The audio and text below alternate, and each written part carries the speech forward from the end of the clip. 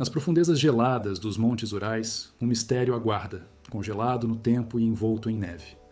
A história que estamos prestes a desvendar é uma das mais intrigantes e perturbadoras da história moderna.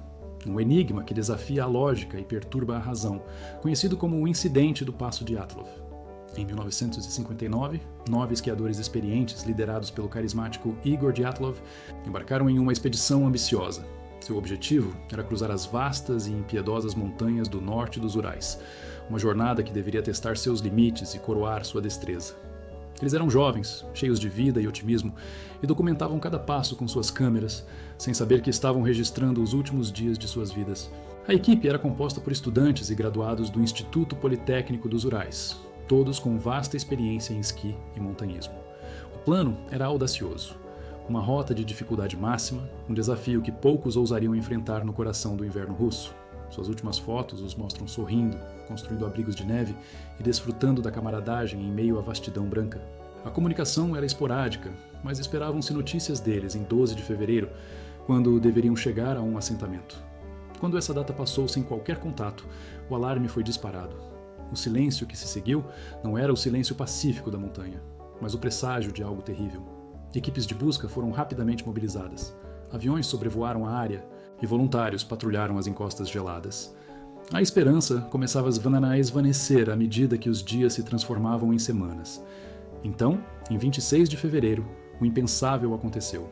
A equipe de busca encontrou o acampamento de Dyatlov, mas o que viram não foi um acampamento normal, mas uma cena de horror e desespero que desafiava qualquer explicação. A barraca estava rasgada, não por fora, mas por dentro. Era como se os ocupantes tivessem cortado seu caminho para fora em um frenesi de pânico, abandonando tudo para trás. Roupas, comida e até mesmo seus esquis e equipamentos de aquecimento. As anomalias eram chocantes. As pegadas na neve que levavam da barraca em direção a uma floresta próxima não eram de pessoas andando calmamente, mas de quem corria desesperadamente, algumas descalças ou usando apenas meias. E de forma ainda mais perturbadora, essas pegadas simplesmente desapareciam no vento e na neve, como se as pessoas tivessem se evaporado. Quem rasgaria sua própria barraca em meio a uma nevasca brutal, em temperaturas que chegavam a 30 degrees, deixando para trás seu único refúgio e proteção?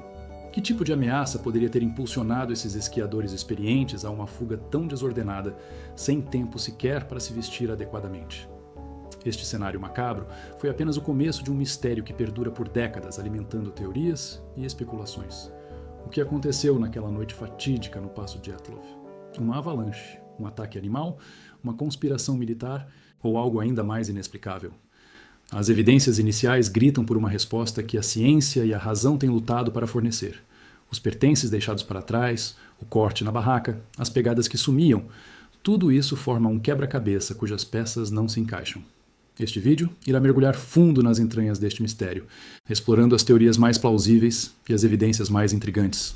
Convidamos você a se juntar a nós nesta jornada para tentar desvendar o que realmente aconteceu com Igor Dyatlov e sua equipe.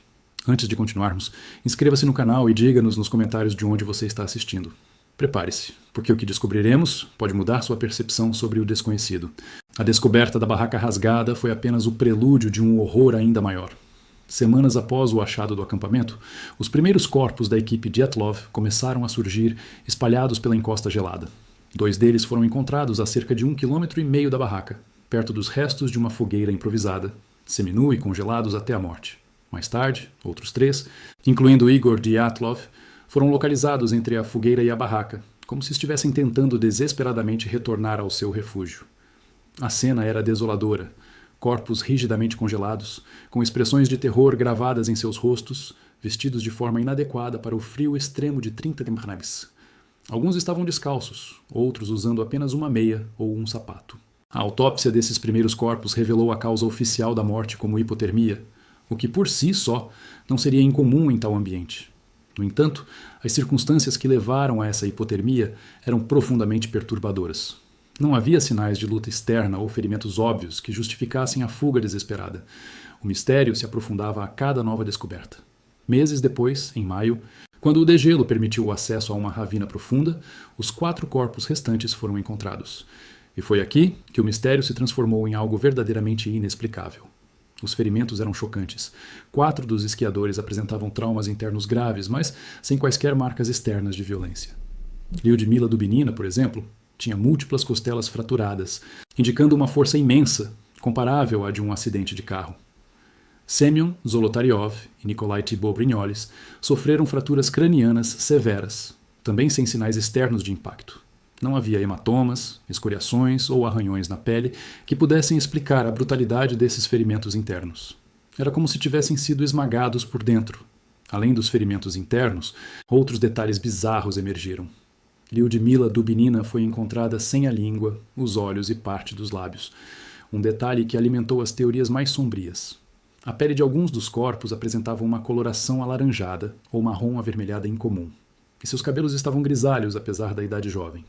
Roupas que pertenciam a alguns dos esquiadores foram encontradas nos outros corpos, sugerindo que nos momentos finais eles tentaram ajudar uns aos outros, trocando peças para tentar combater o frio.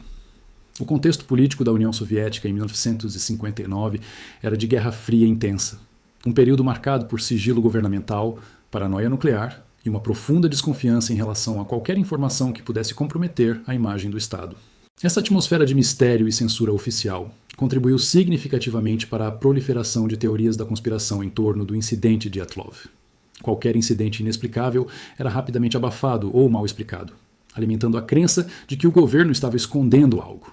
A investigação oficial sobre as mortes foi conduzida pelas autoridades soviéticas e, após algumas semanas, foi abruptamente encerrada. O veredito oficial foi vago e insatisfatório. As mortes foram atribuídas a uma força natural convincente, sem especificar que força seria essa. Os arquivos do caso foram classificados como secretos e arquivados por décadas, apenas aumentando o véu de mistério que envolvia o caso. Esse veredito, em vez de acalmar as especulações, serviu apenas para aprofundar o enigma, deixando uma sensação de que a verdade estava sendo deliberadamente ocultada. Os diários da equipe Dyatlov, recuperados pelos investigadores, mostravam um grupo coeso e bem-humorado. As últimas entradas, escritas pouco antes da tragédia, descreviam o bom humor da equipe, as dificuldades da trilha e a beleza da paisagem, sem qualquer menção a problemas ou pressentimentos. O dia está bom. Estamos indo bem? Hoje é o auge da nossa jornada, dizia uma das últimas anotações, sem qualquer indício do horror que os aguardava. É a partir desses fragmentos de informações, dessas lacunas na narrativa oficial e dos ferimentos inexplicáveis, que o mundo tentou e continua a tentar reconstruir os eventos daquela noite fatídica. Uma das teorias mais persistentes e perturbadoras sugere que a tragédia de Dyatlov não foi um acidente natural, mas o resultado de um teste militar secreto. A região dos Urais era conhecida por ser uma área de testes para o exército soviético, e a paranoia da Guerra Fria alimentava a ideia de experimentos com armas desconhecidas. Alguns defendem que um teste de paraquedas de alta altitude, ou até mesmo de algum tipo de míssil ou arma sônica, poderia ter gerado um estrondo aéreo ou uma onda de choque que causou pânico extremo entre os esquiadores. Esse pânico os teria levado a rasgar a barraca e fugir para o frio. E os ferimentos internos, sem marcas externas, poderiam ser atribuídos a uma explosão interna ou a um impacto de pressão. A coloração estranha da pele e o cabelo grisalho também foram associados à exposição a alguma radiação ou substância química liberada em um teste. Inicialmente, as autoridades soviéticas consideraram a possibilidade de um ataque da tribo Mansi, o povo indígena local. Eles eram os guardiões daquelas montanhas e, de acordo com essa teoria, poderiam ter atacado os esquiadores por invadirem um território sagrado. No entanto, essa hipótese foi rapidamente descartada. Não havia sinais de outros acampamentos na área, nem evidências de conflito físico. Os Mansi eram conhecidos por serem pacíficos e, mais importante, os ferimentos nos corpos não correspondiam a armas ou métodos de ataque tradicionais. Além disso, a investigação confirmou que os Mansi não tinham motivos para atacar, e a tribo colaborou plenamente com as buscas. Outra teoria intrigante e cientificamente mais elaborada envolve o infrassom e o pânico em massa.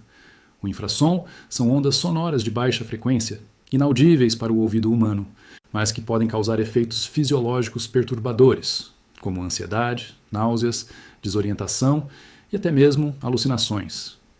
Ventos fortes, combinados com a topografia peculiar da montanha Kholat-Syakhl, poderiam ter criado um vórtex sonoro, gerando infrassom.